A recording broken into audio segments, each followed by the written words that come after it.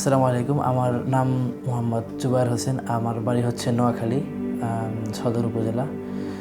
আর হচ্ছে আমার ফ্যামিলিতে আছে হচ্ছে আমরা 4 ভাই বোন, মানে 3 ভাই 1 বোন। আর ফ্যামিলিতে আমার আম্মু আছেন। আর শেষ মানে একটা হচ্ছে যে আমি আমার পুরো বংশের মধ্যে আমি একাই হচ্ছে দৃষ্টিহীন, এবং পুরো বংশের মধ্যে আমি সর্বপ্রথম আলেম হচ্ছি আর কি, আলহামদুলিল্লাহ।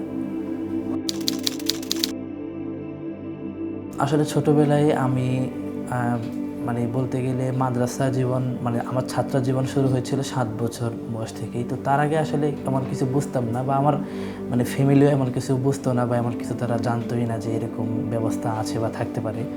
তো 7 বছর থেকে আমি আল মারকাজুল ইসলামীতে মানে ভর্তি হয়েছিলাম। তো ওখান থেকেই আর কি মানে হাফেজ হয়েছি। হাফেজ হওয়ার পর এখন তো আলেম হচ্ছি। সর্বপ্রথম আমি আল মাহফুজ ইসলামী থেকে হাফেজ হই, তারপরে এখানে এসে আলেম কোর্স, যেটা আর কি 10 বছরের, সেটা সম্পূর্ণ করেছি এই মাদ্রাসাতুর রহমান আল আরবিয়াতে, অর্থাৎ দক্ষিণখানে।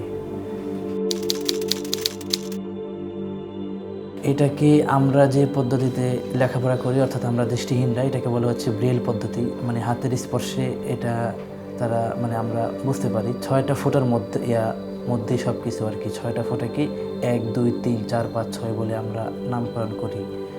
এই 6টা ফুটাকে মানে মানে বিভিন্নভাবে আর কি সাজিয়ে এক একটা অক্ষরে এর রূপ দেওয়া হয় আর কি।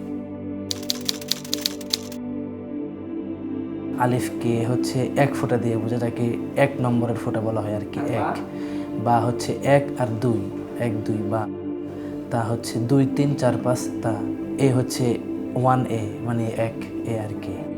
বি হচ্ছে 1 2 বি। সি হচ্ছে 1 4 সি। একই একের মানে অঙ্কের জন্য আবার আমাদের আলাদা চিহ্ন আছে। বাংলায় যেটা মূর্ধন্য হয় 3 4 5 6, ওটাই হচ্ছে আমাদের অঙ্কের একটা চিহ্ন আর কি। তো মূর্ধন্য দিয়ে পরে 1।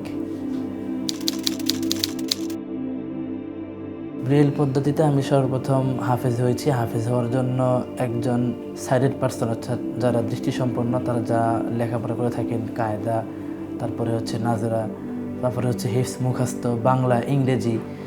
তারপর হাফেজ হওয়ার পর আমি আলেম কোর্স, যেটা আর কি ইংরেজি, আরবি বা আরবি সাহিত্য বা বাংলা সাহিত্য, বা হচ্ছে ফিক বা হাদিস, তাফসির, এগুলো আর কি। দাওরা পরীক্ষায় আলহামদুলিল্লাহ আমার ফলাফল হচ্ছে জায়গা জিদ্দান, অর্থাৎ গড় 77 এরকম হচ্ছে। আসলে এইটা মানে আসলে যে যায় বা যারা যান, এটা আসলে মানে তারাই একমাত্র বুঝতে পারবেন যে আসলে কেমন। মানে যখন একজন মানুষ কাবা স্পর্শ করে, বা একজন মানুষ যখন রিয়াজুল জান্নাহ যখন যায়, তো তখন আসলে অনুভূতিটাই মানে অন্যরকম আর কি। মানে এটা আসলে প্রকাশ করার মতো না যে কেমন একটা অন্যরকম একটা অনুভূতি এটা। বর্তমান যুগ অনুযায়ী মানে আমি যদি শুধু মাওলানা হই, মানে দাওরা পাস করে আমি যদি আসলে থেমে থাকতাম, তাহলে আসলে কিন্তু এমন কোনো মানে হতো না। তখন আমার মধ্যে শুধু প্রাতিষ্ঠানিক যে জ্ঞান, সেটাই থাকতো। আর ইফতা পড়লে হয় কি, মানে প্রাতিষ্ঠানিক জ্ঞানের পাশাপাশি মানে অনেক জ্ঞান অর্জন হয়, বা এরকম অর্জনের সুযোগ পাওয়া যায়।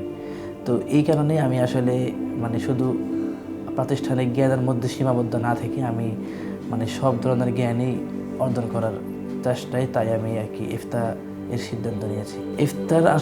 ইফতার যেহেতু অনেক বই, সুতরাং ইফতার যেগুলো শুধুমাত্র পাঠ্য পুস্তক, এগুলো লেখা হচ্ছে, আর সমস্ত কিছু হচ্ছে আমি কম্পিউটার বা ল্যাপটপ মানে এটাতে আর কি পড়ি। এটাতে দর্শকদের মানে উদ্দেশ্যে আমার বার্তা হচ্ছে একটাই, যে আসলে যারা দৃষ্টিহীন, বা যার যে ছেলে হোক, মেয়ে হোক, ভাই হোক, বোন হোক, বা যেটাই হোক, দৃষ্টিহীন বলে আসলে কাউকে মানে অবহেলা করার কোনো সুযোগ নেই। কারণ দৃষ্টিহীনরাও মানে আজকের যুগে দৃষ্টিহীনরাও সব ধরনের শিক্ষা অর্জন করতে পারে। আপনি আরবি বলেন, ইংরেজি, বা আপনি যদি প্রযুক্তি বলেন, সব কিছুতেই কিন্তু আমরা আলহামদুলিল্লাহ এগিয়ে আছি।